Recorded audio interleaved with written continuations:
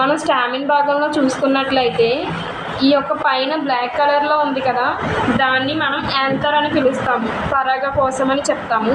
దానికి నెక్స్ట్ ఇక్కడ మనకి మధ్యలో ఉన్న దానికి అటాచ్ అయిన మధ్యలో ఉన్న ఈ యొక్క పార్ట్ని మనం ఫిలమెంట్ అని చెప్తాము, కేసరదండంగా పిలుస్తాము.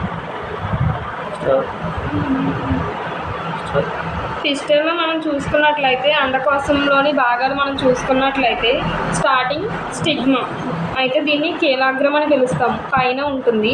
నెక్స్ట్ మధ్యలో ఉన్నది కదా అటాచ్డ్గా మనకి ఈ ఓవరీకిని ఈ స్టిగ్మాకి మధ్యలో ఉన్నదాన్ని స్టైల్ అని పిలుస్తాము, కీలము అంటాము దాన్ని. అలాగే లాస్ట్లో ఈ యొక్క ఓవరీ అండాశయం అనేది మనం వీటిలో ఈ పార్ట్స్ని మనం చెప్పుకోవచ్చు. ఓవరీని మనం లాంగిట్యూడినల్గా కట్ చేసుకున్నప్పుడు, అలాగే లాటిట్యూడినల్గా కట్ చేసుకున్నప్పుడు లోపల మనకి లెన్స్ పెట్టినప్పుడు చూస్తే అబ్జర్వ్ చేస్తే తెలుస్తుంది.